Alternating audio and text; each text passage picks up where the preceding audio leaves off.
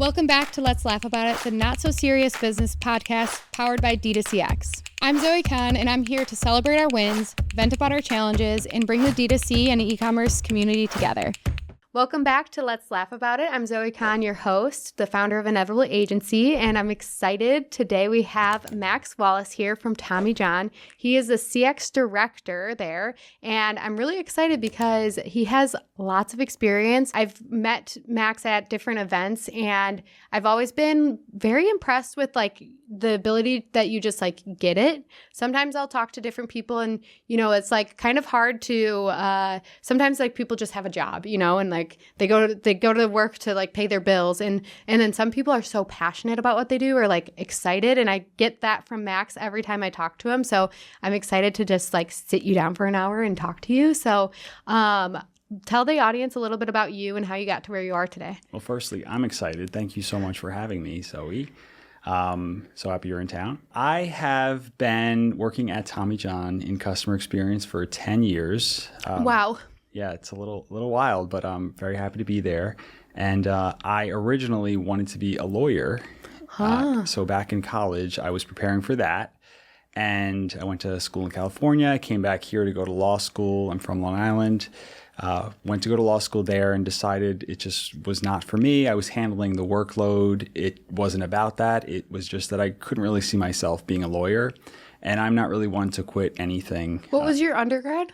Communication. Okay. Yes. So that works for now as well in CX as well, which worked out. But I just realized I couldn't see myself doing it anymore. And I was then, left in a tough position. And, I did decide to leave law school, but I didn't really know what I wanted to do after that. I immediately just knew I needed to make some money. So I became a waiter at a local restaurant. And then a friend of a friend knew somebody at fab.com, which was a startup. They're still around, but started up back in the early 2010s. And there was a great CX team there. And they said I should just, go in and see about it, which I did. And I thought it would be temporary. And I never really expected my life to be in CX this long. But, it has, and I'm very happy for that. So I started there. And then the VP of Ops there actually wound up starting at Tommy John. And after there was a round of layoffs, he wound up bringing me over there. And I had never heard of Tommy John. There was very little, in media regarding it. And, the website was very bare. But I went in there, and I haven't looked back since, which is amazing. And the rest is history. That's so cool. Yeah. I have so many questions. One, the podcast knows everything about Jackie as well, because you know now that I can't live without Jackie. By the way, I put Max in a group chat. I said this is Zoe blah blah, and there was another random number in there. That's Jackie. I figured. It's okay. Everyone. But Jackie, I don't know if she mentioned, did you know she's a lawyer? I did not know that. No. Yeah, Jackie's a lawyer. Amazing. And it's so interesting too, because Jackie loves the CX side. Yeah. She was my roommate, and she's just she was confused what I did.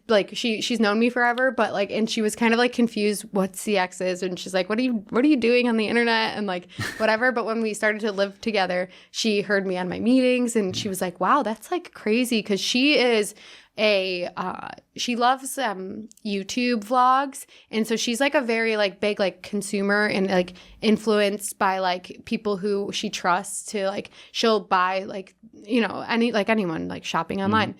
So it was really cool for her to see me behind the scenes of a brand, and she was super interested in it.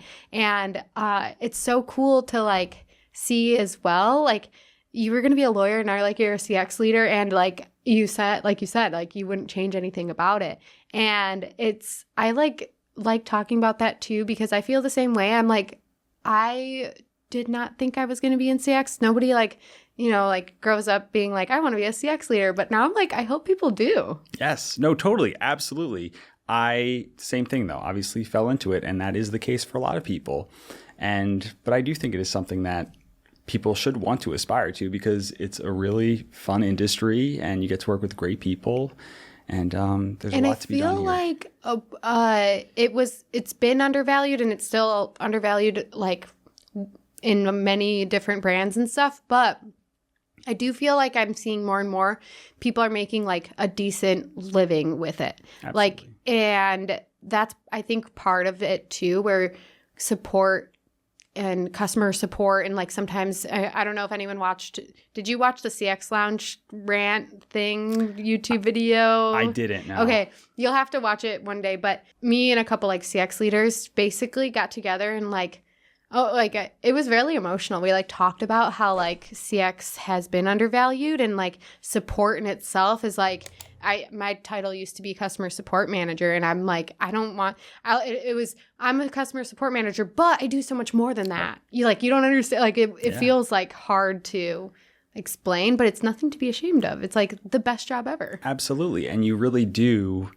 in a lot of jobs in CX, you get to touch many parts of the business as well. I work very closely with our ops team, marketing, the site team, and it gives you a really well-rounded experience and a very good understanding of the business as a whole. Yeah, I think that I could like run a business with my eyes closed because I'm just so used to fixing all of the problems. Right. Like if a good CX leader is probably like the best founder, in my opinion. I'm a little biased, but no, I agree. Totally.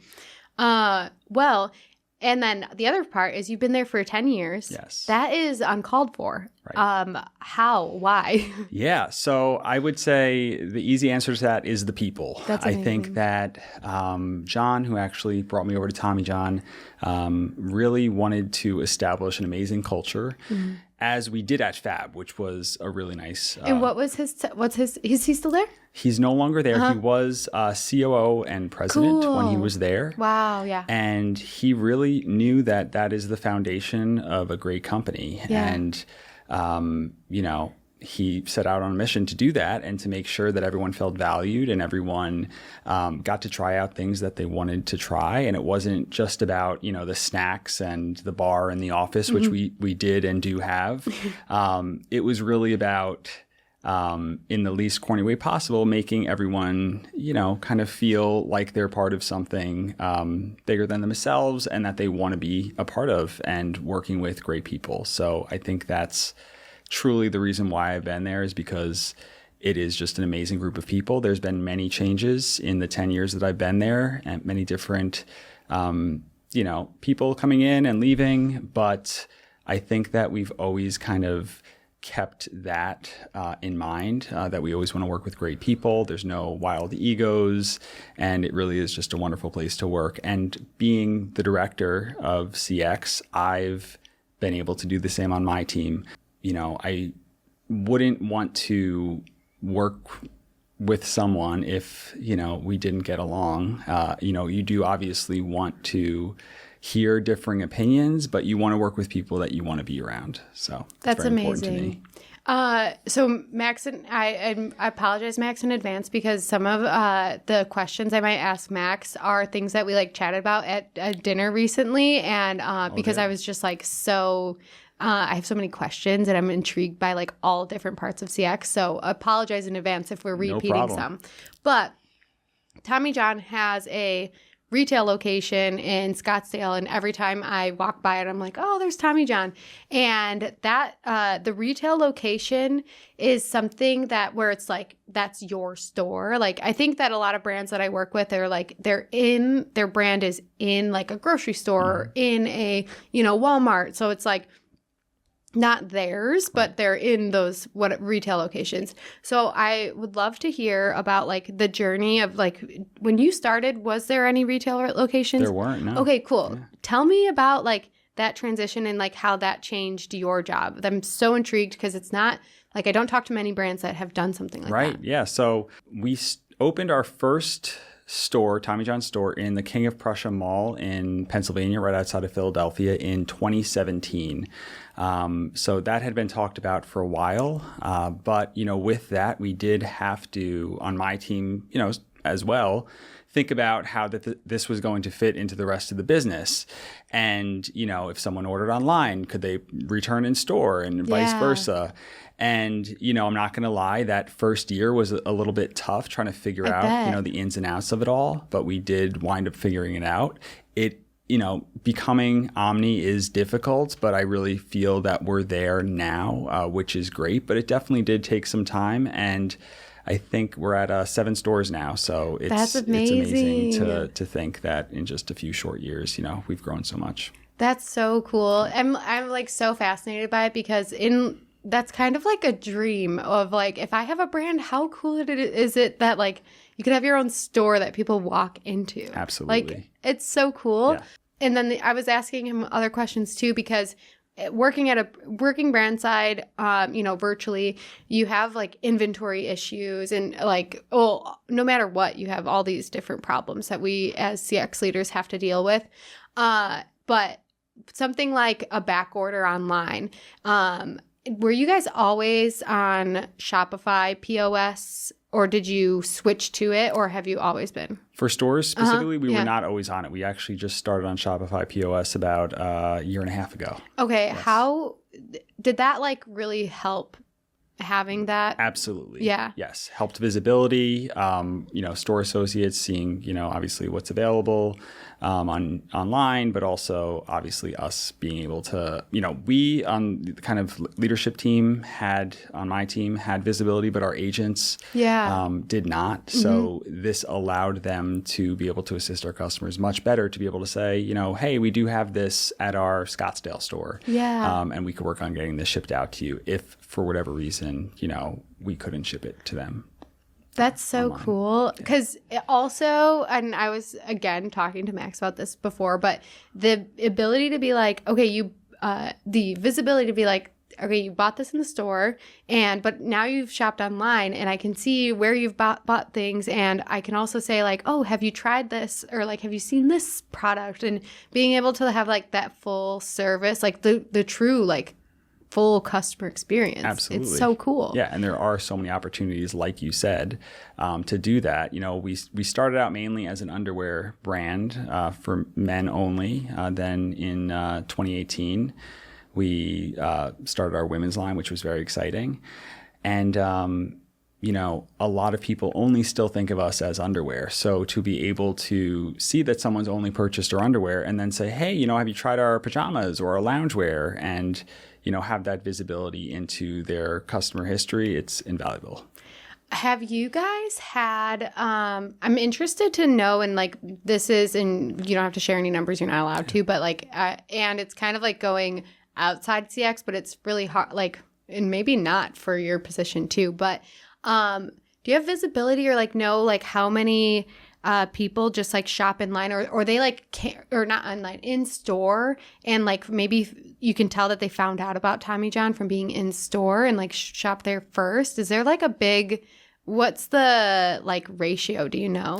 That's actually a great question. Mm-hmm. I don't know that, but when I do see that, I am very happy to see that. Okay. That they found us through, walking through the mall in Scottsdale or, whatever store.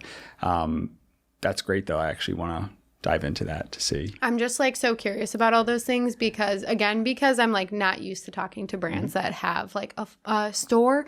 But it certainly was also going into it a goal of ours to be able to have, brand recognition and then, to think, oh, okay, I'm going to go into that store or, I'm going to go to TommyJohn.com. So, yeah. And like it's so much opportunity because one, it brings like a different level of credibility where it's like, oh, this is not just like an online store, like anyone can do that, but like you opened up a retail store and there's like opportunities for like community building too, because now you're like retail associates. There's like that level of customer experience. Which question, do the retail associates, like how close are they to like the online like e-commerce side of the brand? In terms of communicating with us or just the brand as a whole? I guess as a whole. Yeah, I mean, well, first of all, with us, with my team, we're very close with them. We have a Slack channel with them, and there'll be something popping up in there at night if there's a customer in the store that said they spoke to someone on my team about, and vice versa, which is really great. So we have a great relationship with them, and they are very well versed on what's going on the site, and we try to mimic the same promotions and obviously same product as much as we can to make sure everyone shopping either on the site or at one of our stores has the ability to purchase things in both places. That's cool. It's just like a whole nother world that I'm like, it's fascinating. Yes, fascinating. Yeah. Because one of the things that I like to think about is it's easy to go away from this virtually, because in my mind, I want to get like a virtual experience should be like if someone's walking into a store, you want to like think about your customer on your site is like walking into your store, right? And so I give this example for when like some founders might not take like a backlog of CX very like seriously, or I actually think about it with sales like in CX, where like if you get an email and it says like, hey, do you know if this like size, if this like runs large or small or whatever, but then like you don't get an answer for 3 days?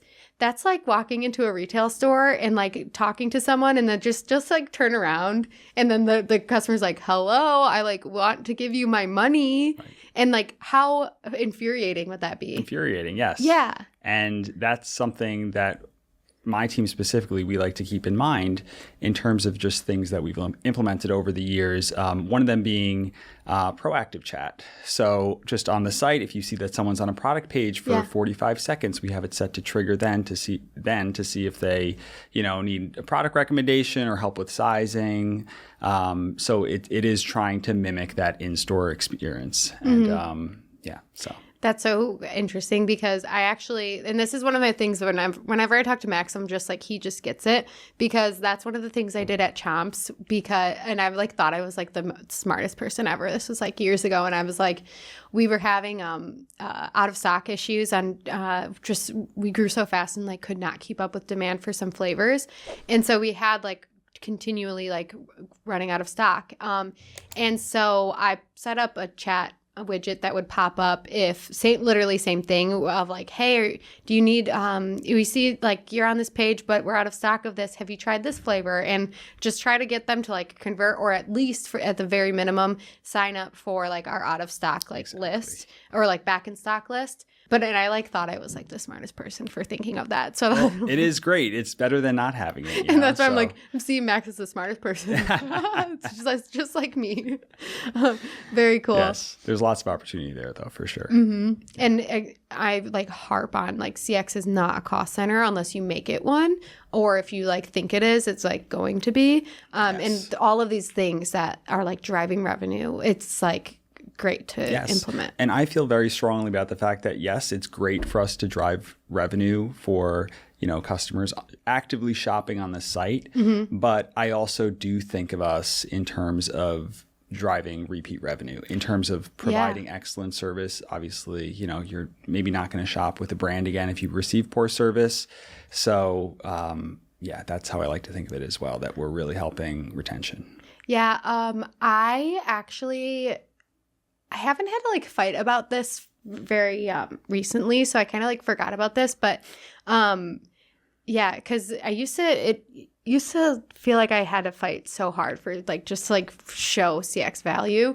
And one of the things I did one year when I was trying to show it was I exported all of our customers who interacted with customer service, and I figured out what their LTV was, and I compared it to just like the normal LTV of customers who have never talked to CX, and I like literally showed it was like I don't know, I can't remember it, but it was like incredible how different it was. Yeah. And so it goes to show that like if you have a good CX team and you create, relationships and, you give a good experience, they'll shop more because people just value that. Absolutely. And then I think I was trying to do this with or show it on the other side, because I encountered a brand who just had their poor brand just was, they just didn't, it was a mess. It was not good, very bad CSAT, just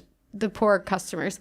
And so I exported that list, and it ended up being the opposite, where if they talked to the team right.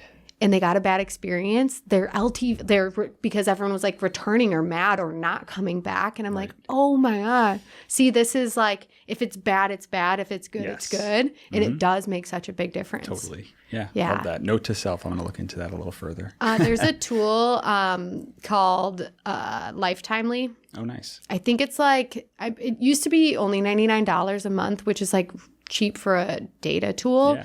But I think it might be a little bit more now. But that tool is because I used to have a really hard time even just figuring out how to find that data. And I'd be downloading Shopify, whatever, analytics, and I just couldn't get it there.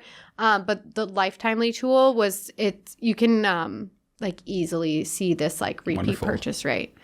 Yeah. You'd probably really there's a product journey tool where you can see they first bought this product and then what did they do after it? And right. it's a very cool visual. Yeah. Have you seen things like that? Okay. No, You would nerd out about it. Because, but then that's actually how I found out. I made a lot of decisions at Chomps because it was simpler there because it's one product, different flavors. But I found out if they purchase this flavor, and it tells you time between purchases. So they purchased this, let's say beef stick, and then they came back in 30 days and they purchased it again, or they purchased another flavor. But let's say they purchased turkey and it took them 80 days to come back. Right. And so you could see oh, well, if they purchase this flavor, they actually end up coming back sooner. Right. So let's sample this flavor to everyone who hasn't tried it. Yeah. And I think it's really cool and the retention side, because you kind of know, and a lot of times it validates what you see in the inbox where you're I notice that people keep coming back for this style. Right. And then it's it helps you with these promotional just ideas or gift with purchase.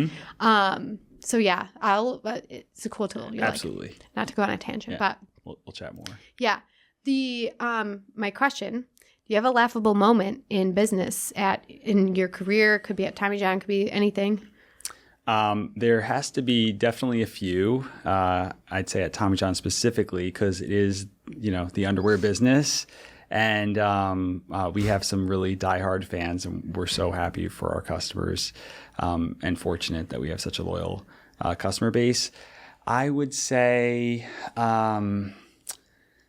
we've received some really great photos from people, and I can imagine. kind of celebrating being in their Tommy Johns. And I would say one of them that really stands out to me is a guy, I think it was his 60th birthday. He was just, standing there in his living room in his Tommy Johns with cowboy boots on and a cowboy hat. And I love it. And the best part of this was that his wife took the picture. So I just think that's funny that it was kind of everyone involved. So yeah, that's one of many. I love that. There's there's some funny stories that I've heard and from just talking to people about the picture part just in general in customer support.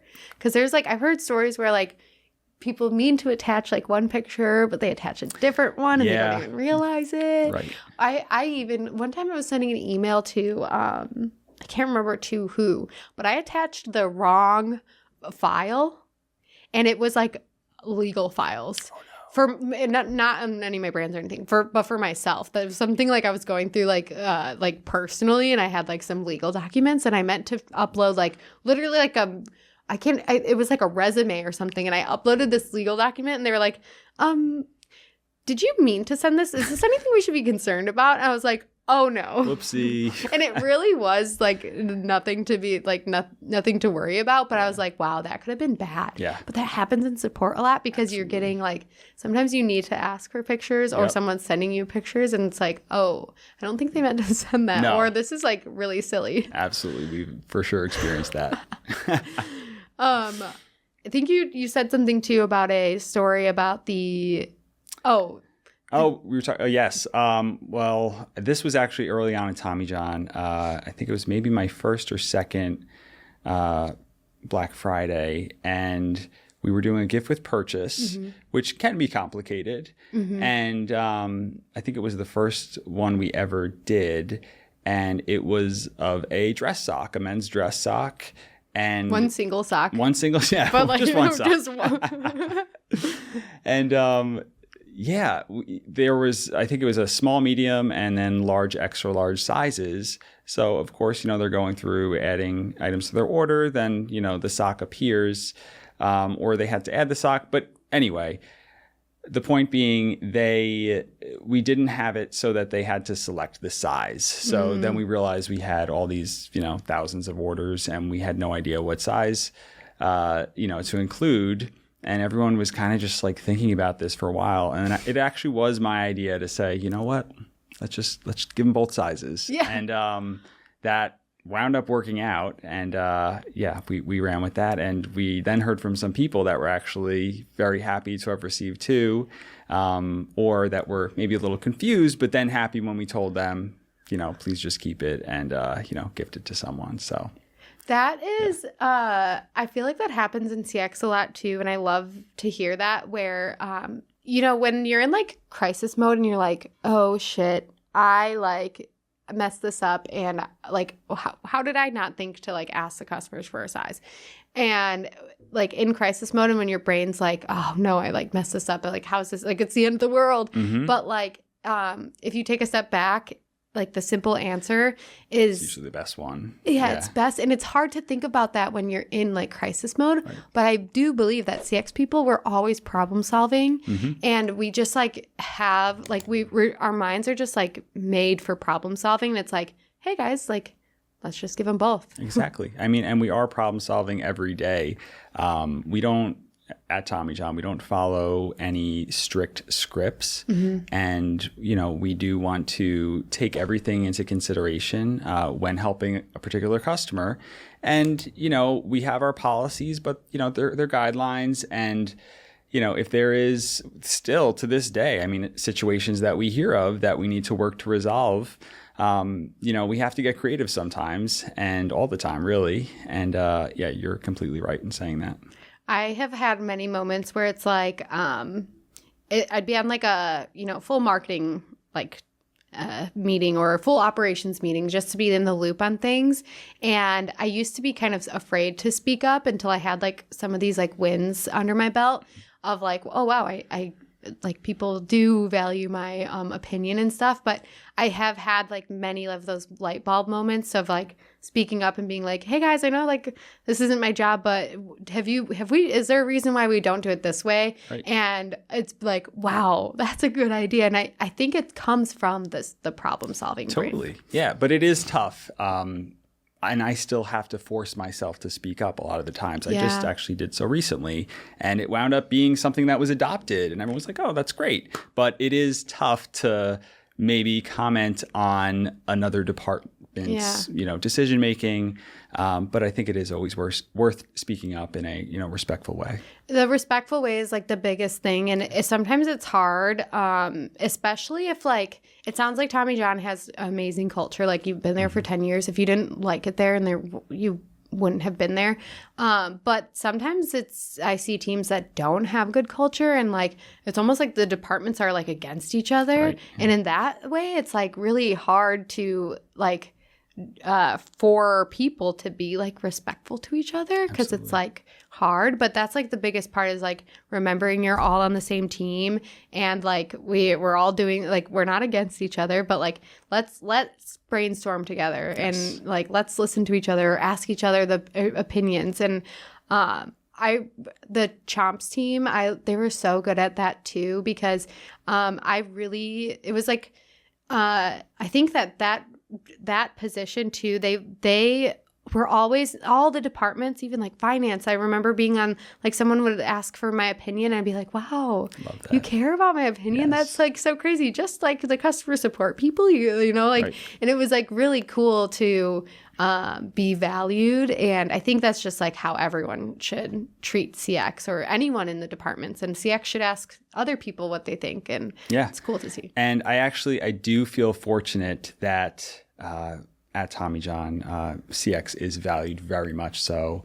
Early on, even Tom Patterson, our co-founder, would come and sit and listen to calls with us. Yeah. And, you know, just kind of shadow us for the day, not in any way that was like micromanaging or anything like that. But he wanted to stay close to our customer, because back in the day, he was actually the only one answering customer emails when it was just he and his wife, Erin, starting up the business. So I think that's, you know, very important. And that's also something, you know, I'm not answering, you know, emails or, you know, calls or chats regularly, but I'm in there and I'm looking, and I'm, you know, as much as I can be, to make sure that I'm staying close, not just looking at, you know, reporting and analytics, but also really just diving in once in a while, and seeing what we're hearing from our customers.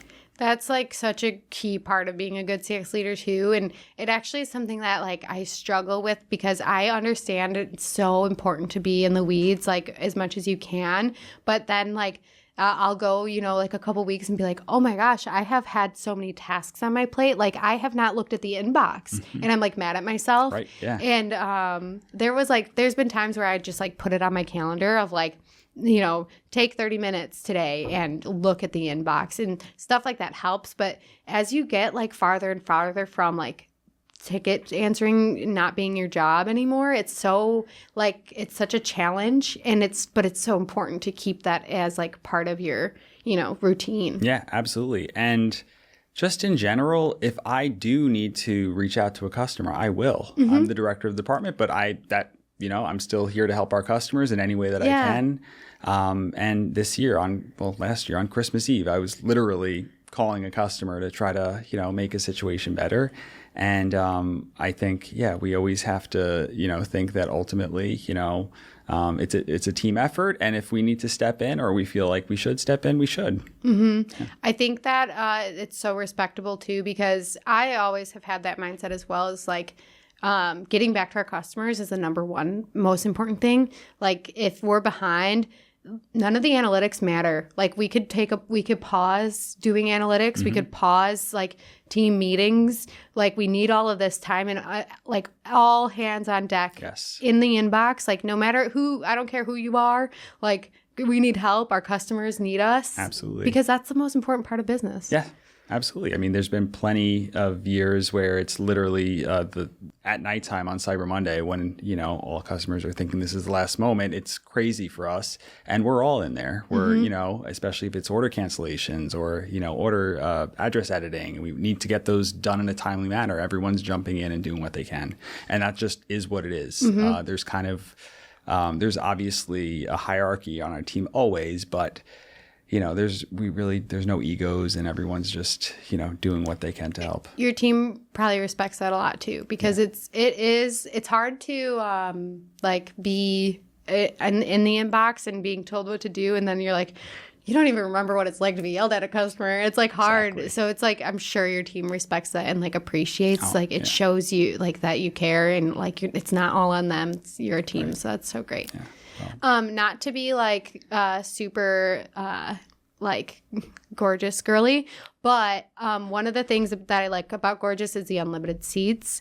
You don't have to pay per seat, which is like, it gets so annoying because in pricing and like whether or not to do this is such a hard thing, because I understand like if help desks you have to pay like per person in there. A lot of tech is like that, but my favorite like business setup for just like in general is everyone in the business, no matter what your job is, has a visibility and a login to your help desk so that they like everyone can help if they need to. It's like amazing to have that. Absolutely. Yeah, that's great. Just to get in there, just to look at analytics if they want to, but also just look through some customer tickets, you know? And because we touch all the functions in CX, like there's times where I just send a link to like our gorgeous dashboard to like someone on finance of like, hey, this customer got charged tax, but they weren't supposed to, that question, right?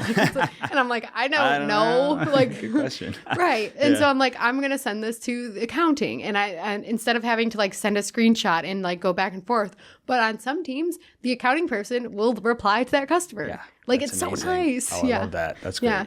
Yeah. That definitely affords you the ability to do that. Mm-hmm. Yeah. So super nice. But, we are like running kind of close to time. This actually went by so fast. So fast, yeah. Before we wrap up, I want to make sure that the listeners have, if you want to, if you could plug yourself and let people know where they can find you. If you're on socials, LinkedIn, whatever, where can customers find you? Customers. We're talking about so much about customers. Yeah. Listeners. Mainly just LinkedIn. Max Wallace on LinkedIn. I'm in New York, by the way, New York City, and Do you have any events that you're going to that on the radar? Upcoming events at the end of the month. Oh, actually, Shop Talk this year for the first time ever, and I'm very excited about that.